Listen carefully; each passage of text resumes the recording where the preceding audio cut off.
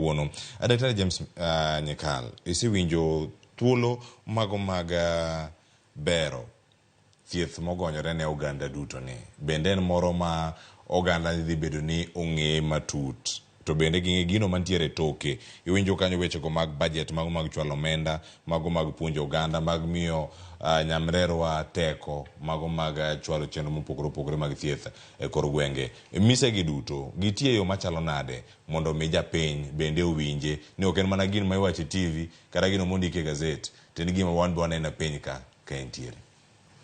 Cleophas. Japiny winje mna konene.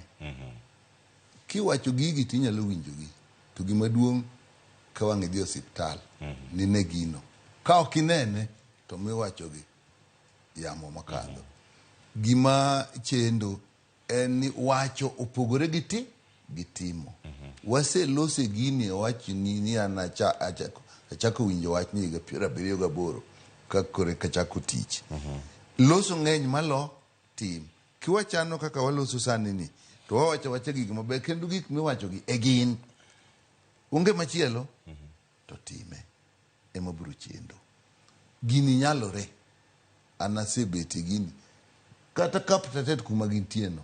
An mana golo kaptatet ka en health center makete sub-district makoro sani en level 4. Ang'e kata odgu kuonde manitie mane manoger kaka nogergi kiloko. Kane wang'iyo, kana dhi Kericho tang'iyo ni area ni kia Kericho tidwa idhi Bomet, ichalo Liten idhi Bomet.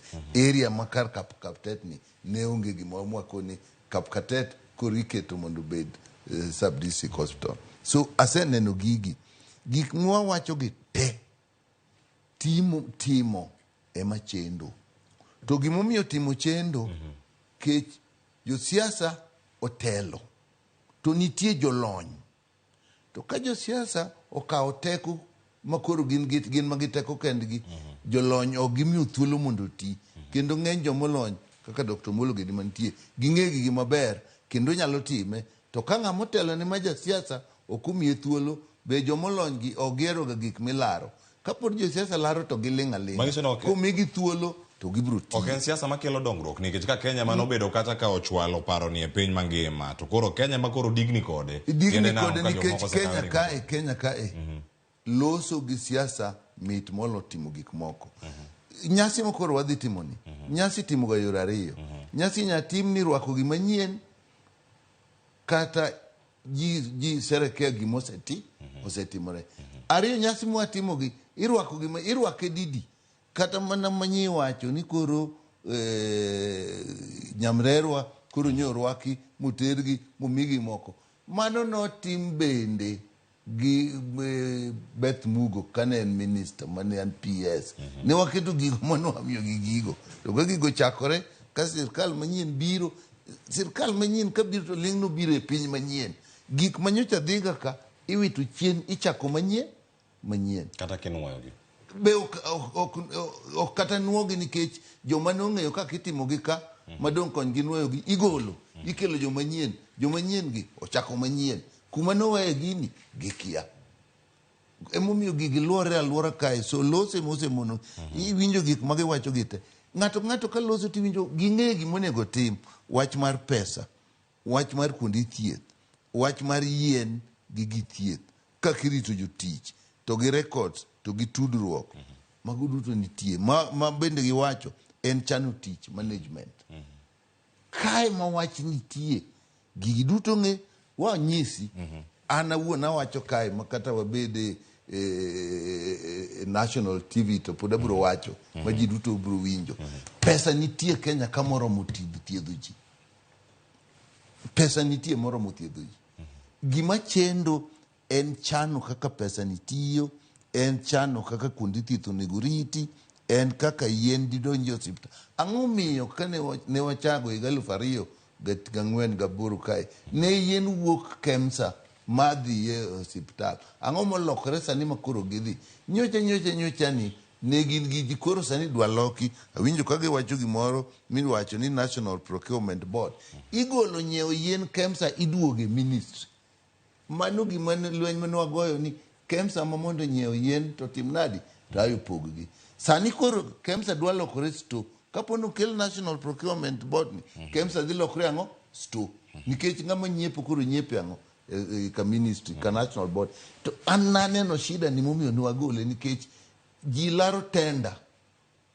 Nochuna madagi kani ikelo yath mar Coatem ni ano kadwa nokel pesa Kenya ka. Kikumiwa pesa. Kauru pesa go utene World Health Organization. Miwauru yath, wan wadwa thiedho ji. Eka yath nochopo. To kikelo pesa, to podi lare, ji dwa timo tenda. So chano tichi ni, gimokethe en mibadhi, mochakore piny nyaka malo. Koro ka pesa oseyudi, to kar pesa ni mondo ti, to ka tenda, jomatimo tenda, laro tenda, pesa ti kori laro pesa. Kundi thieth gi kata kigero gi onge ng'achano ni okay, wacho ni nwaneno ni Kericho, Bomet, ni Kapkatet ni nono, ket Kapkatet kanyo. Emono waneno ni kanidhi Oyugis, to jimnedhi Kisii, jia Kisii, duto te mwakoni, keturo osiptal Oyugis, mondo konyo Oyugis. Migori ne niti ombokende, ne wakoni keturo osiptal Migori mar siptal, matinde nitiesa, nikech ipogo gigi, Sindo ne onge. Kata wadhi mana Machakos, kata wadhi nyaka St. Luke Mombasa, kata wadhi nyaka Muhila, kundi thieth nyaki pogi mabedi. Kisetimo mano, to koro kundi thieth nitie, yien gi gik mithiethogo nyaka bendi pogi, mane ma KEMSA timo. Jotich nyaki bedgo, jotich nyaka riti, gitiego gi nadi, indiko gi nadi, kichulo gi nadi, imiyo gi transfer nadi, imiyo gi promotion nadi. Kokitimo mano, gigi ok bitimore.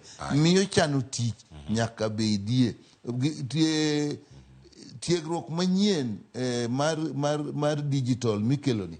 En okay. En nani koro information nyalo wuok ka madhi kucha piyo.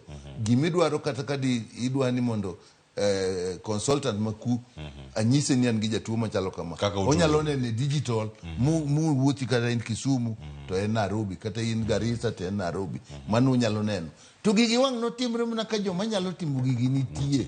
Mashinde gi bende otimre nitie. Kompyuta ok bi loyo dhano. Dhano machano kaka kompyuta timang'o tiyo. Kende maloso ni bitim kod kama. Gini onyalore. Ananene ndalo Kibaki kata nokwe ni ok dong' wadonjie nikech jomoko mabiro chudo onge chendo. Kata pesa nitie. NHIF ni. Makuro sandi NHIF ni.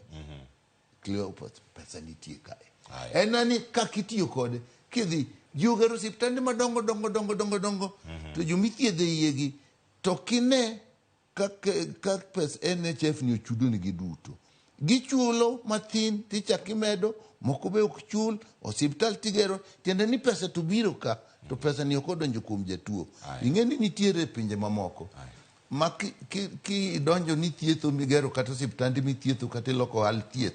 Pesa muwuok e osiptandi ok idhi timgo ohala moro nono ni dhi gero go hotel. En nyaki duoke mana yang'o e osiptal.